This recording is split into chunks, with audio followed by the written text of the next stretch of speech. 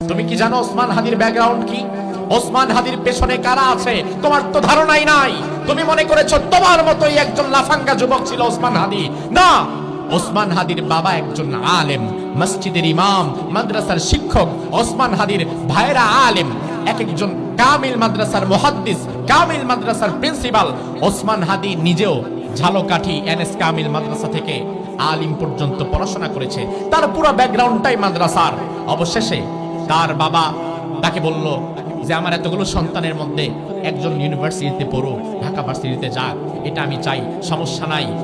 তুমি যেহেতু আমার ছোট সন্তান, তুমি যেতে পারো ঢাকায়, তুমি সেখানে পড়াশোনা করতে পারো, তবে তোমার প্রতি আমার আদেশ হচ্ছে জমিনে যতদিন বেঁচে থাকবা অন্যায়ের সাথে আপোষ করবা না, ইনসাফের পক্ষে থাকবা, হকের পক্ষে থাকবা। এই মর্মে যদি ওয়াদাবদ্ধ হতে পারো তাহলেই তুমি যেতে পারবা। মৃত্যু পর্যন্ত ওসমান হাদি তার বাবার দেওয়া কথা ঠিক রেখেছেন। মৃত্যু পর্যন্ত জালিমের সাথে আপোষ করে নাই, বাতিলের সামনে মাথা নত করে নাই। অথচ ওসমান হাদি প্রত্যেকটা পরীক্ষায় ফার্স্ট ক্লাস ফার্স্ট। ইউনিভার্সিটিতে তার রেজাল্ট অসাধারণ। ইউনিভার্সিটির প্রফেসর হওয়ার যোগ্যতা রাখে। আগামীতে তার জন্য ব্রাইট ফিউচার ছিল। গাড়ি বাড়ি ব্যাংক ব্যালেন্স সব তার জন্য তৈরি ছিল।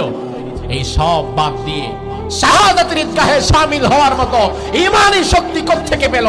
ঈমানি শক্তি পেয়েছে তার বাবার কাছ থেকে, তার ভাইদের কাছ থেকে, কোরআনের কাছ থেকে, ইসলামের কাছ থেকে। কারণ তার ব্যাকগ্রাউন্ডটা ছিল কোরআনের ব্যাকগ্রাউন্ড, তার ব্যাকগ্রাউন্ডটা ছিল মাদ্রাসার ব্যাকগ্রাউন্ড। সুবহানাল্লাহ বলবেন না?